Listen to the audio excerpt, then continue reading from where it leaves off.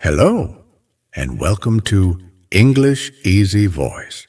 Today, we have a special story for you in easy English. Name is Emily. I am 38 years old. I am married. My husband's name is Robert.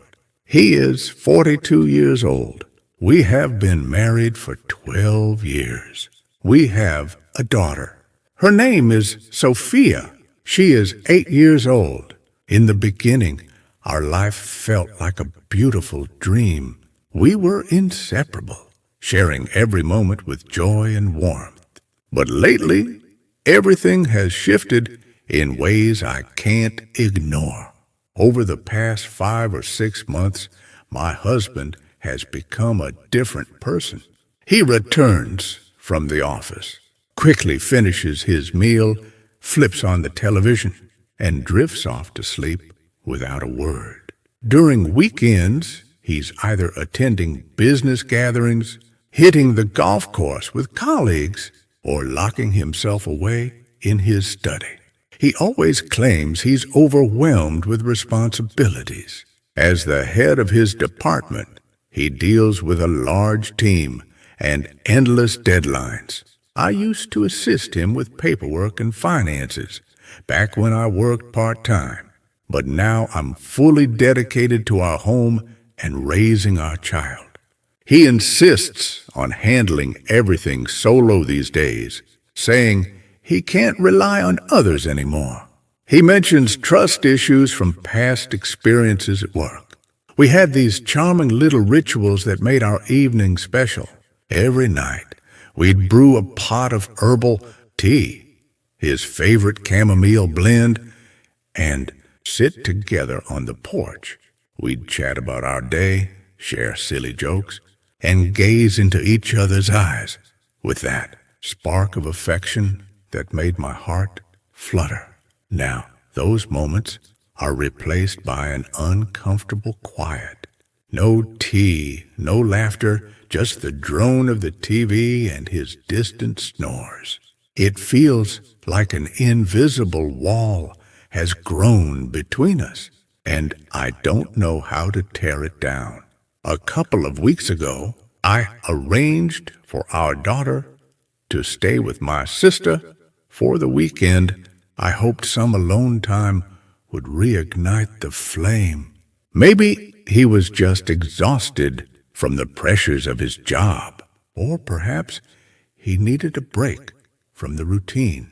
I prepared a cozy atmosphere, candles lit, soft music playing, but when he got home that evening, he barely acknowledged it. He ate his dinner in silence, muttered something about being drained, and headed straight to bed. The next day, even though it was Saturday, he left early for what he called an urgent errand. I found myself alone in the living room, staring at the untouched breakfast I'd made. My coffee grew cold, mirroring the chill in my soul. It was as if I had become a ghost in our own house, unseen and unheard. That experience pushed me to a breaking point. I couldn't continue pretending everything was fine. I decided to confront him directly. That very night, I put extra effort into making things special. I cooked his beloved pasta dish with homemade sauce, slipped into the elegant blue gown he always complimented, and even styled my hair the way he liked it. When he finally walked through the door, later than usual, he looked worn out. His shoulders slumped. He sat at the table, ate without a glance at my outfit, and avoided eye contact. My pulse raced with anxiety, but I gathered my courage. Taking a deep breath, I said gently, "Robert, can we have a real conversation?" He raised an eyebrow, surprised. "Right now?" he replied. "Yes," I insisted. "It's important." We moved to the sofa in the den. I fought to keep my composure, not wanting to escalate into an argument or dissolve into sobs, though tears were already welling up. You've been so distant lately, I began. We hardly speak. Your smiles for me have vanished. It's like I'm invisible to you. He stared at the floor, silent at first. I paused, giving him space, then voiced the question that terrified me most. Do you still love me, Robert? He met my gaze, his eyes heavy with fatigue. Of course I do, he said.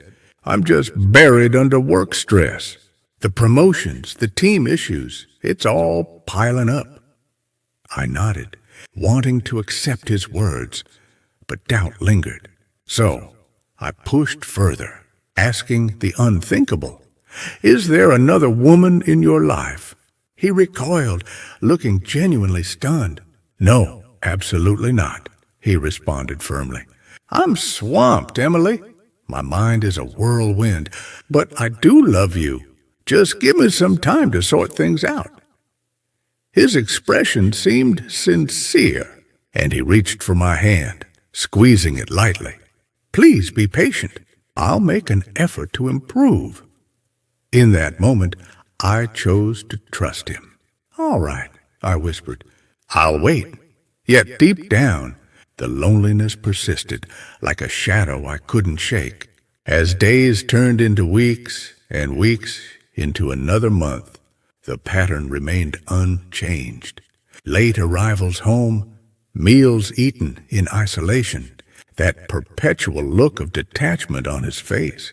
I forced smiles for our daughter's sake, maintained the household routines, and even suggested a romantic getaway to the mountains, just us two, like old times.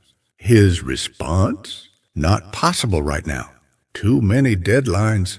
Let's plan for next quarter. That rejection stung more than ever. One restless night, with the house enveloped in silence, I sat in the dim light of the bedroom. The question echoed in my mind. Why does our love feel so isolating?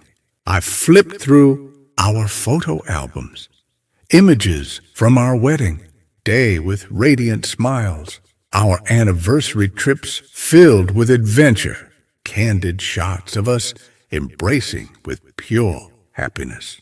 What happened to that version of us? It felt like a distant memory. Determined to try once more, I sent our daughter to my sisters again. I anticipated his return, heart hopeful for a breakthrough.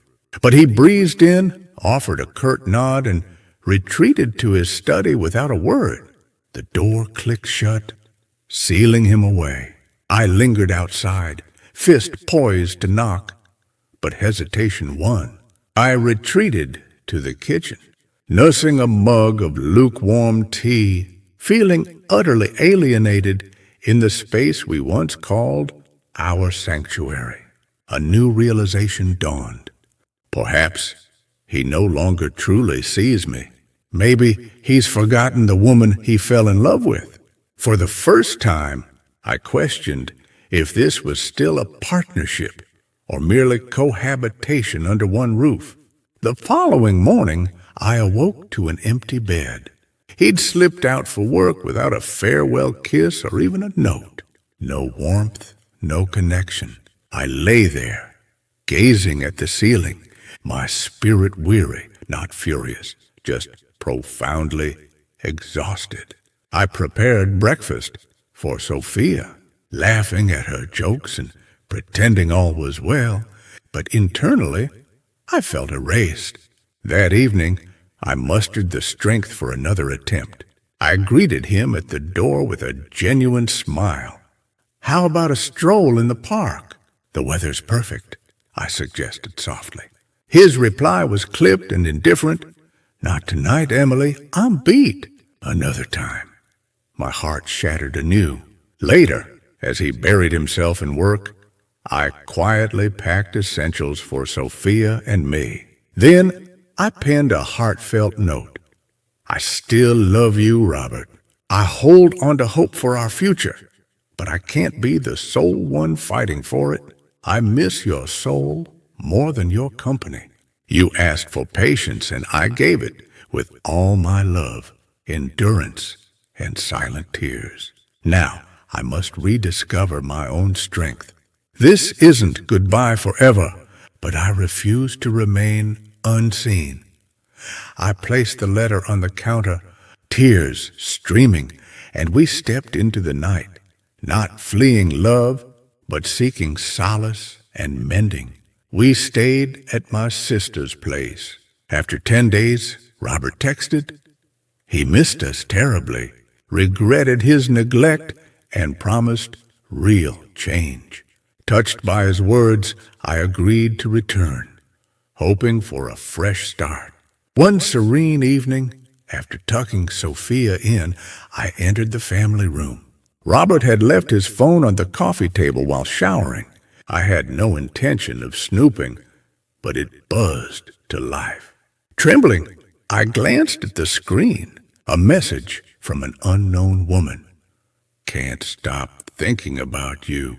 When can we meet again? My world froze. I didn't delve further. The implication was clear. Tears blurred my vision. Was this the hidden truth behind his transformation?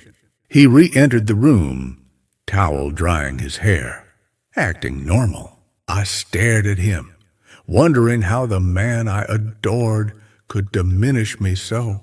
Rage and sorrow boiled inside, but fear of confirmation kept me mute.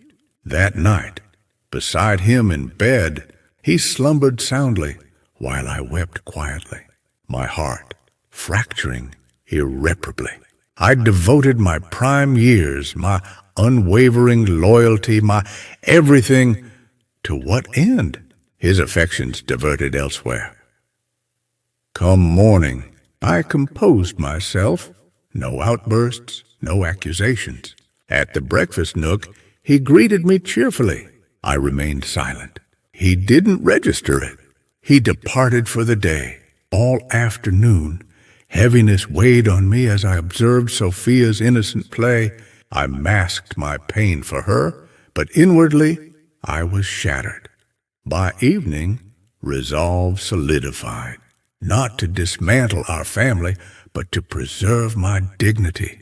When he arrived, I requested a serious talk. Voice steady, I revealed, I saw the message. Silence enveloped him. I've given you over a decade of devotion and trust. I pressed on. I yearned to believe in us, but this existence is unbearable. He didn't refute it, murmuring only, I'm so sorry. It wasn't meant to wound you. That admission sealed the reality, the chasm, the quietude, the agony. Rising, I declared, I need space to reflect, to heal, to reclaim my identity. That night, I gathered our things and returned to my sisters with Sophia. The pain was excruciating, yet profound. Love alone sometimes falls short. Embracing self-worth can be the most courageous act. I opted for serenity over suffering. If you enjoyed this heartfelt tale, please like, comment, share, and subscribe to English Easy Voice for more emotional stories and updates.